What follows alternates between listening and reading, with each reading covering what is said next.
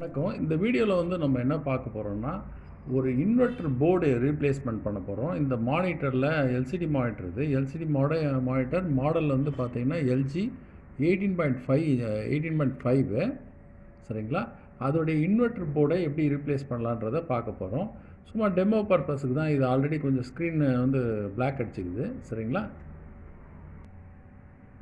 Okay, இதுதான் model. இந்த model இதில் வந்து பார்த்திங்கன்னா ரெண்டு ஒயருடைய 2 லைன் இருக்குது. இது டிவின்றதுனால நம்ம சின்ன இது யூஸ் பண்ணிக்கிறோம். இது வந்து பார்த்திங்கன்னா நம்ம இந்த மாடல் வந்து டிரான்ஸ்ஃபார்மர் இதுதான் இதோடைய ஐசி கண்ட்ரோல் ஐசி ப்ளஸ் வந்து மாஸ்பெட்டு. இது வந்து மாஸ்பெட் ஸ்விட்சிங் ஆகும். இது ப்ராசஸ் ஆகும் சரிங்களா.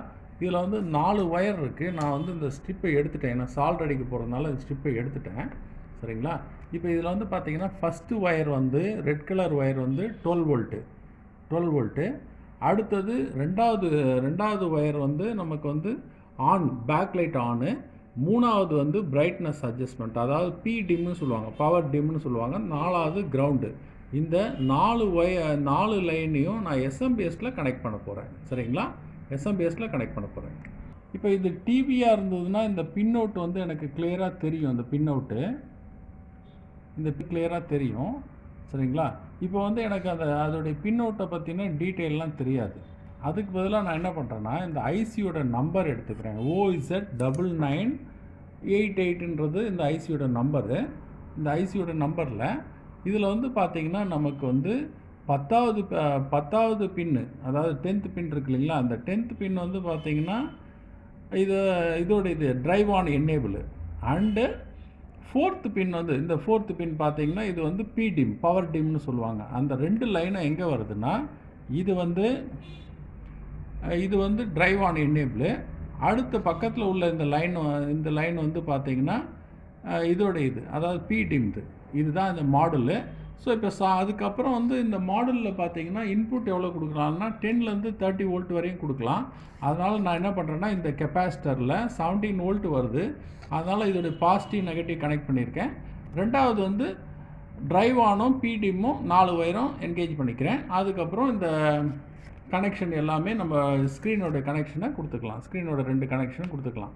இதே 4 ஒயர் இருந்ததுன்னா நீங்கள் என்ன பண்ணணும், இன்னொரு டிரான்ஸ்ஃபார்மர் உள்ள போல் வாங்கணும்.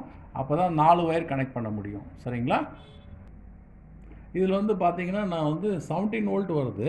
10 to 30 வோல்ட் வரையும் நம்ம யூஸ் பண்ணலாம். அதனால் இந்த கெப்பாசிட்டியில் கனெக்ட் பண்ணியிருக்கேன். கிரவுண்டை வந்து நெகட்டிவ் லோடு இந்த ஒயரில் கனெக்ட் பண்ணியிருக்கேன்.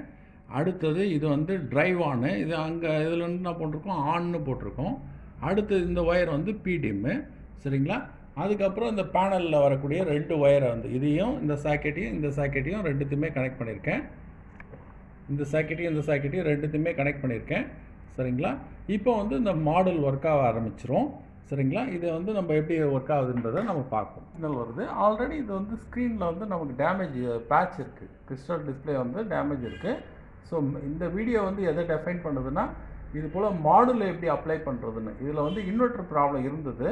இன்வெர்ட்டர் அந்த ஐசி வந்து ப்ராப்ளம் இருந்தது. அதோடைய ரீப்ளேஸ்மெண்ட்டு தான் நம்ம இந்த போர்டை போட்டு செக் பண்ணுறோம். நோ சிக்னல்ன்றது ஜென்ரேட் ஆகுது சரிங்களா. தேங்க்யூ. இன்னொரு வீடியோவில் பார்ப்போம்.